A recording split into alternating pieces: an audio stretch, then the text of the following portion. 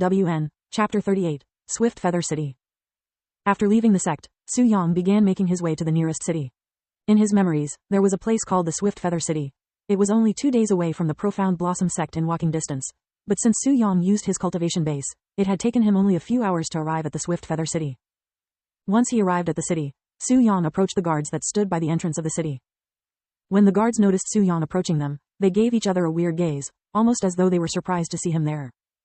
Su Yang noticed the weird gazes he was getting from the guards, and he asked them, "Is there a problem?" No, it's just that very rarely do we see disciples from Profound Blossom sect despite our close distance."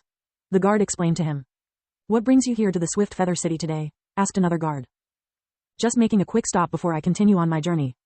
"Is that so? Well, since you are a disciple of the famed Profound Blossom sect, we will not charge you any fees for the entrance. Normally, you'd have to pay 10 copper coins, all right?" Su Yang gave his thanks before quickly making his into the city. When Su Yang left, the guard sighed, sounding depressed.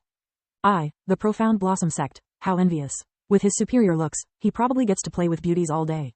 If only I was a disciple. Forget about it, with your ugly looks, you probably wouldn't get accepted even as a pet for the servants, let alone as a servant.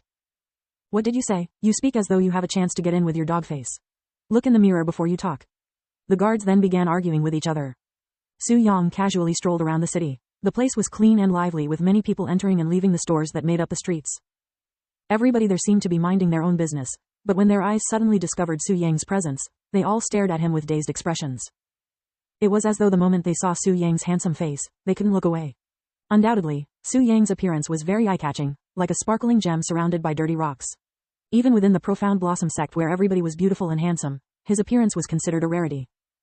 And naturally, such a handsome young man with an extraordinary background would easily attract the people's attention no matter where he went, especially in a place filled with mortals that are not used to someone like Su Yang, who has such an overwhelming presence.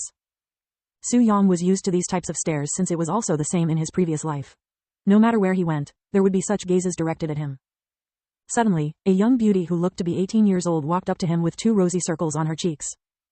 Are you a disciple of the Profound Blossom sect?" she asked him in a timid voice. Su Yang smiled and nodded. "Is there something you need from me?" he asked despite already knowing her motives. Seeing his handsome smile, the red on her cheeks deepened. "Do you have any spare time right now? There is something I wish to speak to you about, preferably in private," she said in a timid voice, her gaze flickering with passion. When the bystanders heard her request, their jaws nearly dropped to the floor from bewilderment, thinking how sly and shameless this young lady was being in public. Although she wasn't specific in her request, even an idiot could tell what her real motive was. If it was anyone else, they would, without a single doubt in their right mind, fall for her tactics and follow this young lady. But alas, Su Yang was someone with experience as vast as the galaxy in this type of situation. Even in his previous life, it was extremely normal for mortals like this young lady to approach cultivators with their body as an offering in exchange for their help, as it was an easy way to gain valuables and connections. Hell, the more fortunate ones may even become cultivators themselves. "I'm sorry, but I am in a hurry to be somewhere. If you don't mind, why don't you tell me what you have to say here?" said Su Yang, who showed barely any changes in his emotions. The young lady looked at him with an astonished expression on her face. He was someone who belonged to a sect that does vulgar acts every day as though it was normal, yet he refused her so easily. Why didn't he just nod and follow her with a smile on his face just like she'd imagined? "Nothing? Then I will excuse myself."